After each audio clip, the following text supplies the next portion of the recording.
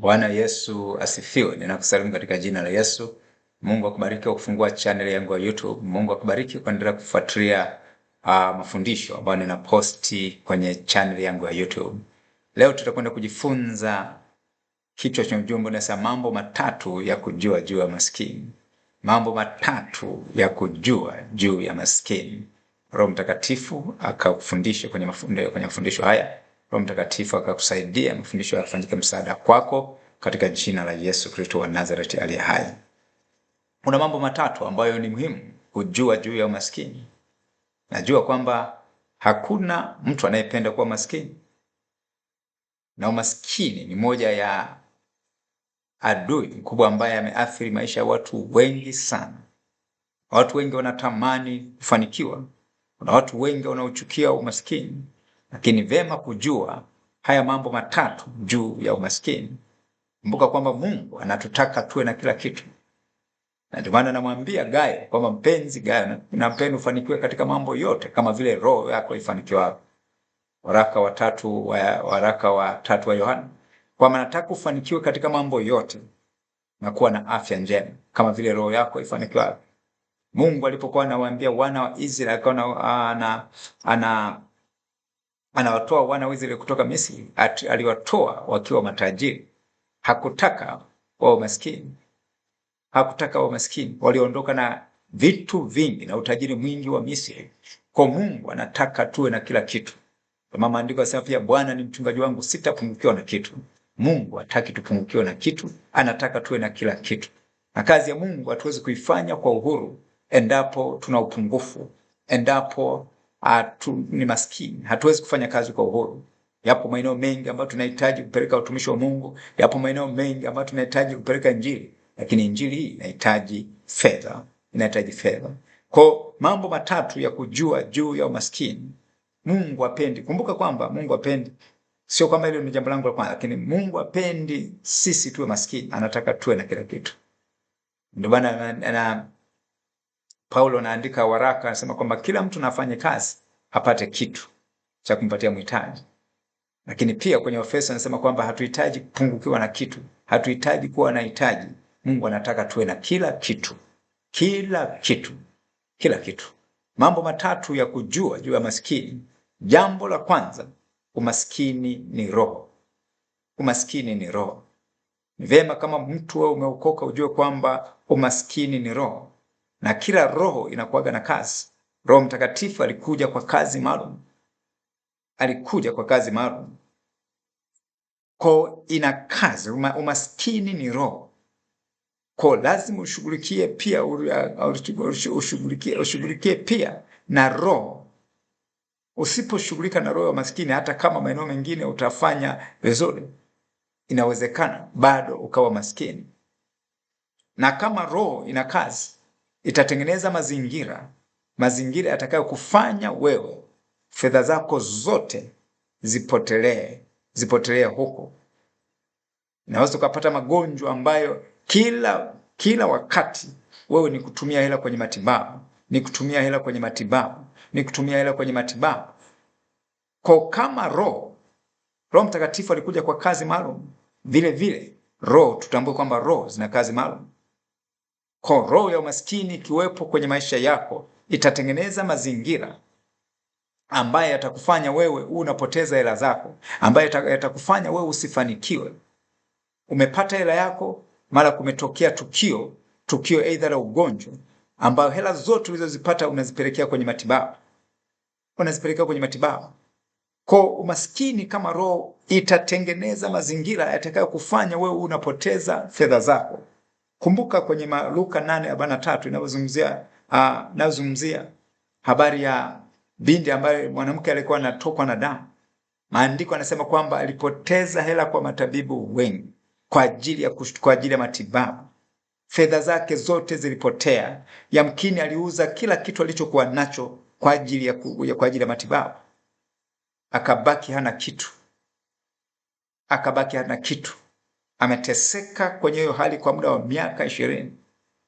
Kwa wakati unapoona kwamba unapopata fedha, kuna tukio ambalo linatokea la kufanya utumie fedha, ujue kwamba kuna roho ya umaskini inatenda kazi. kuna roho ya umaskini inatenda kazi.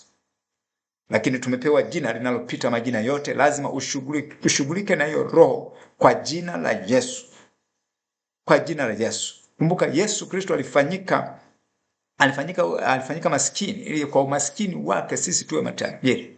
Sisi ni uzao wa Ibrahim, na Ibrahim hakuwa maskini, Ibrahim alikuwa tajiri. Na sisi tulipookoka tumefanyika warithi wa baraka za Ibrahim. Kwa umaskini ni roho.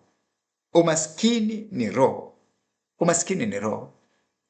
Umaskini ni roho. Inaweza kukuingiza kwenye madeni ambayo yatakufanya wewe uwe maskini, usifanikiwe kwenye maisha yako. Usifanikiwe kwenye maisha yako. Usifanikiwe kwenye maisha yako.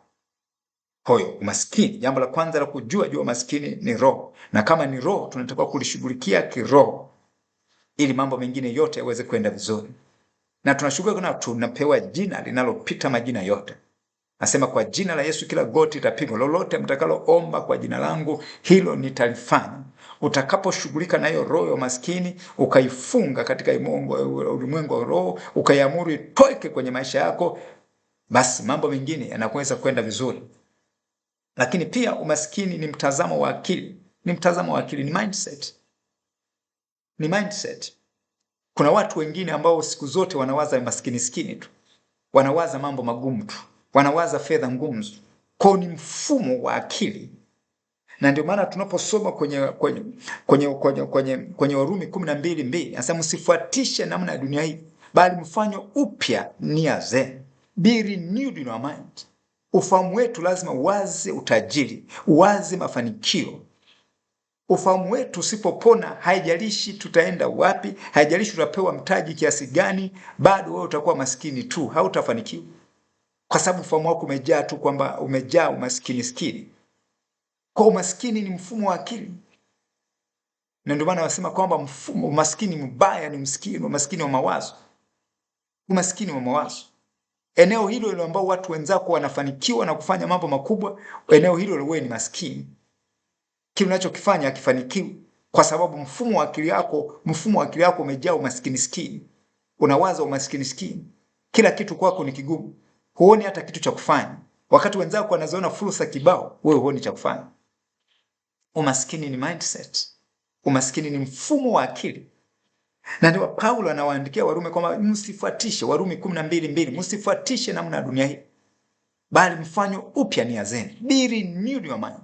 Ufahamu wako usipofanywa upya, usipopona kwenye ufahamu wako, ukaanza kuwaza tofauti, kuwaza kufanikiwa, kwamba kufanikiwa inawezekana, kuwa tajiri inawezekana.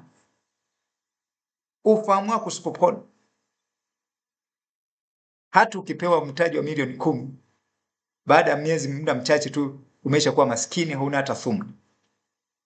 Kwa sababu mfumo wa akili wako umejaa umaskini. Unawaza kimaskini. Wenzako wanapoona fursa, wewe huoni fursa. Wenzako wanapoona kwamba kutoboa inawezekana, kufanikiwa inawezekana, wewe unaona kwamba haiwezekani.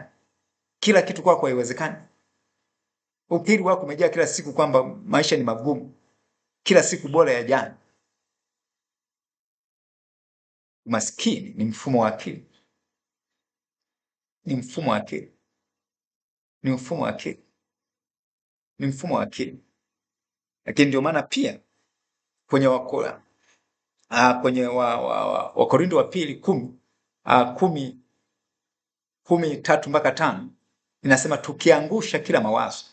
Asa pamoja na kuwa tunaenenda kwa mwili, hatufanyi vita kwa jinsi ya mwili. Maana silaha za vita vyetu sio za mwili, bali zina uwezo katika Mungu hata kuangusha ngome. Sasa ngome ni strongholds, mfumo wa kuwaza ambao hauko sahihi. Ambao huo mfumo wa kuwaza lazima uharibiwe kwanza. Huo mfumo wa kuwaza ambao uko kinyume na utajiri lazima uharibiwe kwanza ili wewe uweze kutoboa. Sasa tukiangusha kila mawazo, Mungu anakusudia tuwe na kila kitu. Lakini tunahitaji kupona kwenye ufahamu wetu. Lazima tuzishurutishe akili zetu zikubaliane na kile ambacho Mungu anawaza. Tuwaze kama Mungu anavyowaza. Lakini jambo lingine la tatu la kujua juu ya umaskini, kwamba umaskini ni matokeo ya kazi zetu, ni matokeo ya matendo yetu na shughuli zetu za kila siku. unafanya nini kila siku? Kwa sababu kazi unazozifanya, shughuli unazozifanya, matendo yako na shughuli zako zinaweza kupelekea wewe kwa umaskini. Inaweza kupelekea wewe kwa umaskini. Actions zako, matendo yako yanaweza kupelekea wewe kwa umaskini. Wewe ni mtu ambaye una matumizi mabaya ya fedha zako, huweki akiba, hufanyi investment. Kwa actions zako, matendo yako na shughuli zako za kila siku zinaweza kukupelekea wewe kuwa maskini. Kama usipobadilisha matendo yako, usipobadilisha shughuli zako ambazo zinapelekea wewe kuwa maskini, utakuwa maskini tu. Kwa jambo la kwanza la kujua, mambo matatu ya kujua ni kwamba umaskini ni roho. Umaskini ni roho, na kama ni roho, lazima ishughulikie kiroho ili mambo mengine yote utakayofanya yaweze kuleta matokeo chanya kwenye maisha yako. Lakini umaskini pia ni mfumo wa akili. Akili yako usipoondoa huo mtazamo wa kimaskini, usipoondoka, hata ukipewa mtaji wa milioni 100, baada ya muda mchache utakuwa maskini. Lakini pia umaskini ni matokeo ya matendo yako na shughuli zako unazozifanya ambazo zinakupelekea wewe umaskini. Kuna vitu vingi vya kujifunza. Mafanikio ni muunganiko wa vitu vingi. Si muunganiko wa kitu, muunganiko wa vitu vingi ambavyo vyote ukiviweka pamoja vinakupelekea wewe kuwa tajiri, vinakupelekea wewe kufanikiwa. Mungu akubariki sana kwa kusikiliza mafundisho haya. Naamini kwamba mafundisho haya yamefanyika msaada kwako, yamefanyika baraka kwako. Kumbuka kuendelea kupata mafundisho yote ambayo ninaposti kwenye channel yangu ya YouTube. Usisahau kusubscribe, lakini pia unaweza kuwashirikisha na wapenda, unaweza kulike, unaweza kucomment. Mungu akubariki katika jina la Yesu.